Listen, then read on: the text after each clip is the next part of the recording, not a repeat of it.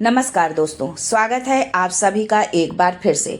माँ जगत जननी जगदम्बा आप व आपके परिवार पर अपनी कृपा दृष्टि सदा सर्वदा बनाए रखें। दोस्तों, यदि आप अपनी लाइफ में नया कुछ सीखना चाहते हैं और हमारे चैनल पर पहली बार आए हैं तो चैनल को सब्सक्राइब करके बेल आइकन जरूर दबाइएगा ताकि आने वाला नॉलेजेबल वीडियो सबसे पहले आपको मिले। दोस्तों, हर साल भाद्र माह के पूर्णिमा तिथि से श्राद्ध पक्ष का आरंभ होता है। इस दौरान पूर्वजों और पितरों के लिए श्राद्ध, तर्पण और धार्मिक अनुष्ठान किए जाते हैं। इस बार श्राद्ध पक्ष की शुरुआत प्रतिपदा तिथि से मानी जाएगी और 2 अक्टूबर को समाप्त होगा। हिंदू धर्म में पितृपक्ष की अवधि पितरों और पूर्वजों के लिए समर्पित होते हैं। दोस्तों, जो मनुष्य पितृपक्ष में अपने पितरों को याद करता है, तर्पण करता है, पिंड करता है, जो मर गए हैं वो कितने भी बड़े पापी थे या यूं कहें कितना भी बड़ा पापी मर गया हो, अगर उनकी संतान सुपात्र है तो उन मरे हुए लोगों को भी नरक में से निकालकर उनकी संतान इन 16 दिनों में अपने जो है देवलोक में उनको पहुंचा सकती है, भगवान तक पहुंचा सकती है। ऐसा कार्य कर सकते हैं हम लोग। संतान इसलिए नहीं उत्पन्न करते कि हमारा वंश चलेगा, हमारी संपत्ति का कोई वारिश होगा, इसलिए करते हैं कि हमारे बाद हमारे पितरों का तर्पण हो सकेगा, जल मिल सकेगा, हमें भी जल मिल सकेगा मरने के बाद। इसलिए जो लोग थे वो संतान उत्पन्न करते थे। यह विषय भोग का नहीं है। भोग के लिए शादी नहीं होती, घूमने फिरने के लिए शादी नहीं होती। एक सुयोग्य संतान जिसके लिए जो है हम विवाह के पवित्र बंधन में बंधते हैं। आगे बढ़ने से पहले आपसे रिक्वेस्ट करती हूँ कि वीडियो को लाइक करिएगा, दोस्तों को शेयर कर दीजिएगा और अगर आपने अभी तक चैनल को सब्सक्राइब नहीं किया है तो चैनल को सब्सक्राइब करके बेल आइकन जरूर दबाइएगा। दोस्तों, सबसे पहले हम ये जान लेते हैं कि पितृपक्ष में क्या नहीं बनना चाहिए।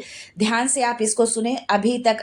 अगर आपने अभी तक गलती की है या आपको जानकारी नहीं थी तो उसे आप छोड़ दीजिए। बीती ताहि बिसार दे, आगे की सुध ले।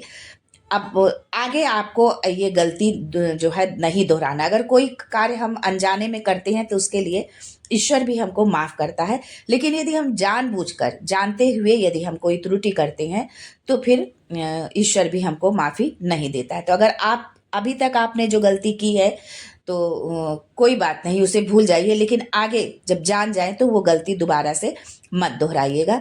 बहुत लंबी लिस्ट है, कागज पेन लेकर के बैठें और इसको ध्यान रखें क्योंकि इतना दिमाग में ध्यान याद नहीं रह सकता है जो है कि क्या क्या हमको नहीं करना है पितृपक्ष के दौरान, क्या नहीं, भोजन में हमको क्या क्या नहीं बनाना चाहिए। खास करके ये बात, राजमा, मसूर, अरहर, गाजर, कुम्हड़ा, जो सफ़ेद कुम्हड़ा होता है जिससे पेठा बनता है, गोल लौकी, बैगन, शलगम, हींग का इस्तेमाल जो है नहीं करना चाहिए। प्याज लहसुन का इस्तेमाल ना करें।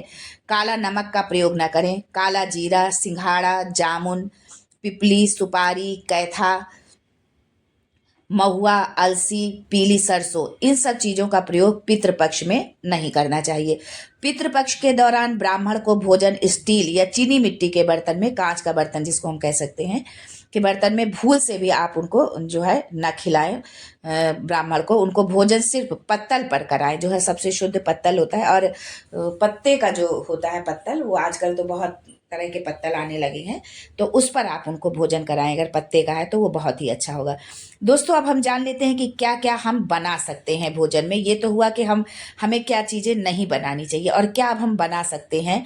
जौ, गेहूँ, मूंग, धान, तिल, मटर, कचनार, सरसों, परवल, कामनी, सवा का चावल, आंवला, आम, बेल, अनार, बिजनौर, नारियल, फालसा, चिरौंजी, नीलकेतु, नारंगी, अंगूर, बेर, जंगली बेर, खजूर, बथुआ, इन चीज़ों में कोई एक चीज़ यत्नपूर्वक इन दिनों में जरूर खरीदनी चाहिए।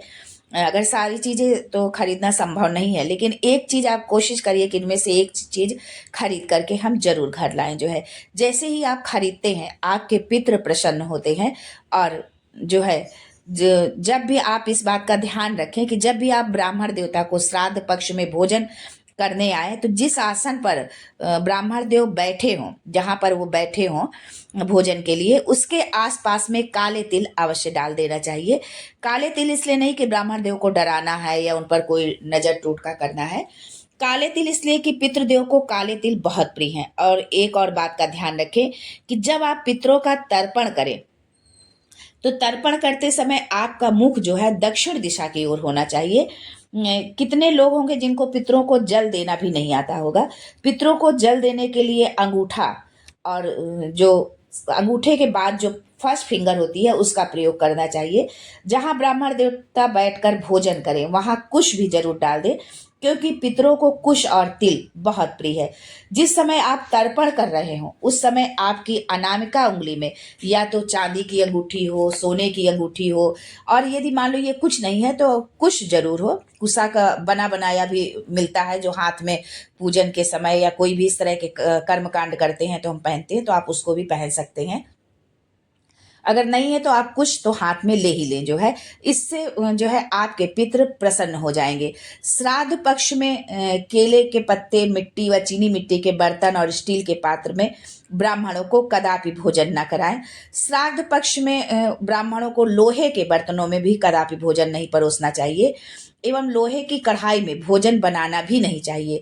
लोहा अपवित्र धातु मानी गई है, उसे पितृ स्वीकार नहीं करते हैं। श्राद्ध काल पर वस्त्र दान अवश्य करना चाहिए। अगर आप ब्राह्मण देवता को पूरे वस्त्र नहीं दे सकते हैं तो भले ही आप एक गमछा ही, तौलिया ही कुछ दें, लेकिन कुछ ना कुछ वस्त्र जरूर देना चाहिए। श्राद्ध पक्ष पर दधि मंथन ना करें तो बहुत ही अच्छा होगा। ये आप अपने ऊपर कृपा करेंगे। यदि ऐसा संभव है तो जरूर ये काम आप बिल्कुल भी इस काम से जो है पितृपक्ष के दौरान आप परहेज रखिए। इस कार्य को बिल्कुल मत करिए दधि मंथन का। आज के लिए बस इतना ही। मैं फिर मिलूंगी कुछ नया, कुछ अद्भुत लेकर। तब तक के लिए good bye and thanks for watching my video.